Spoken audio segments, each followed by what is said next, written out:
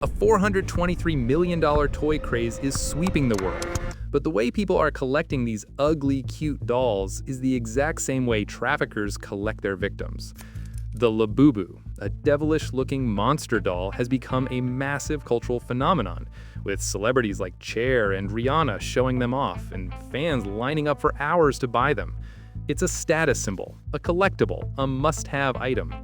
You might think it's just a harmless toy craze, but this obsessive gotta-catch-'em-all mentality, the dehumanizing language of collecting, and the creation of artificial scarcity to drive up value is the psychological blueprint for the human trafficking market. It normalizes the idea of people as collectible assets. The Labubu craze isn't just selling toys, it's training our brains to think like traffickers.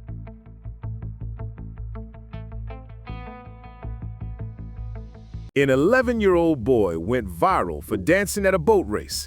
Now he's a Bollywood star, and his story is the trafficking recruitment playbook. A 20-second clip of an Indonesian boy named Dika dancing nonchalantly made him an international sensation. The aura farming trend exploded on TikTok, and now he's been signed by one of the world's biggest music labels. It's a heartwarming story of a kid from a small village making it big. But this is the exact pipeline the shadow economy uses to recruit children. They find a charismatic kid, manufacture a viral moment, and then plug them into the global entertainment machine. The child becomes a product, a commodity to be bought and sold. Dika's success story isn't a fairy tale. It's a terrifyingly accurate depiction of how the trafficking industry finds its next victims in plain sight.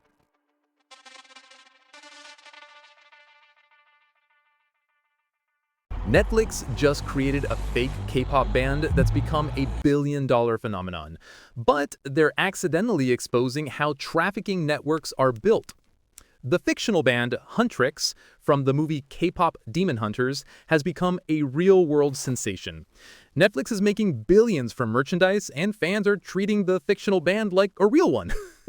It's a brilliant marketing strategy. But it also shows how easy it is to manufacture a cultural movement from scratch. This is exactly how trafficking networks operate. They create a compelling fantasy, a sense of belonging, and then use that to lure in their victims. The line between a fictional fandom and a real-life cult is terrifyingly thin.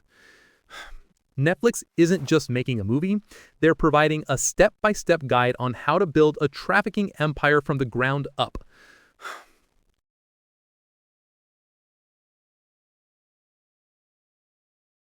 Kids are shouting random numbers in classrooms, and it's part of a viral trend.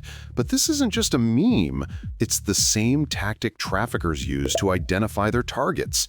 The 6-7 meme is spreading like wildfire. Kids are shouting the numbers at school, in videos, and online. No one knows what it means, which is part of the fun.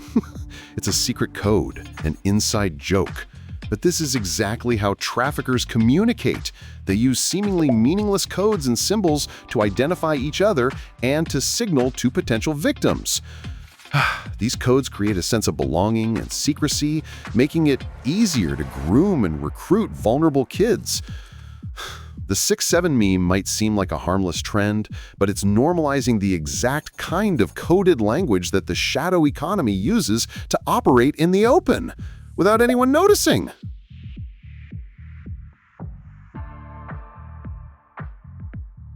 There's a new viral trend on YouTube called How to Get Ahead, and it's accidentally teaching people how to think like a trafficking kingpin.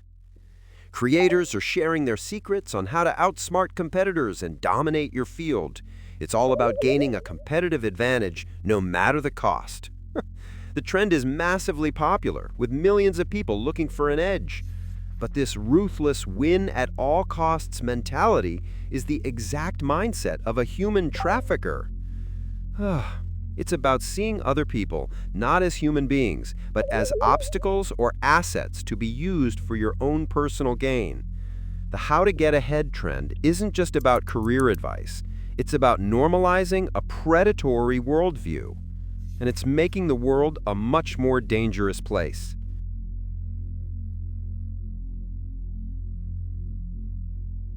A new TikTok trend about lending things to your friends is going viral. But the psychology behind it is the same thing that makes people vulnerable to trafficking. The "you let your friends borrow" trend features creators sharing stories about trust and boundaries in their friendships. It's relatable and generating a ton of engagement. But it's also highlighting how easily our trust can be manipulated. Traffickers are masters of this. They test boundaries, they create a sense of obligation, and they exploit our natural desire to trust people. The same feelings of guilt and social pressure that make you lend your friend that sweater you love are the same feelings that traffickers use to control their victims. This trend isn't just about friendship. It's a warning about how your own kindness can be used against you.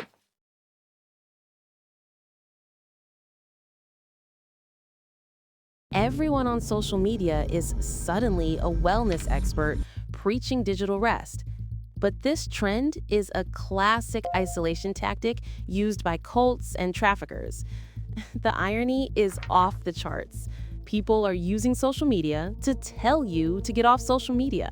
The digital rest movement is gaining traction with influencers promoting the benefits of disconnecting. But what if this is just another form of control? Cults and trafficking rings often start by isolating their victims from the outside world. They tell them that the world is a dangerous place and that they are the only ones who can protect them. The digital rest movement, while seemingly positive, can be a gateway to this kind of isolation. It's a reminder that even the most well-intentioned trends can be weaponized by the shadow economy.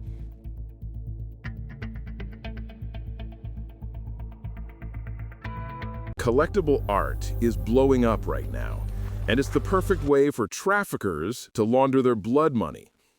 The market for neo-pop art by artists like KAWS and Murakami is exploding.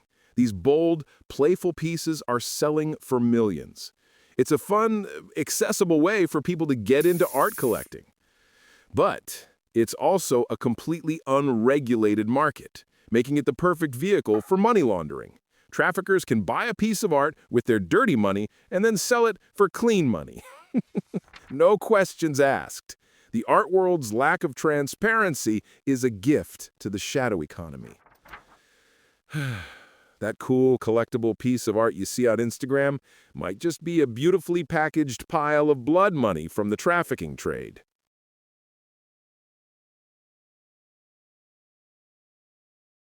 A trafficking victim's posthumous memoir was just released, and it's exposing the entire shadow economy. Virginia Giuffre, one of Jeffrey Epstein's most well-known victims, wrote a memoir before she died, and it's finally being published.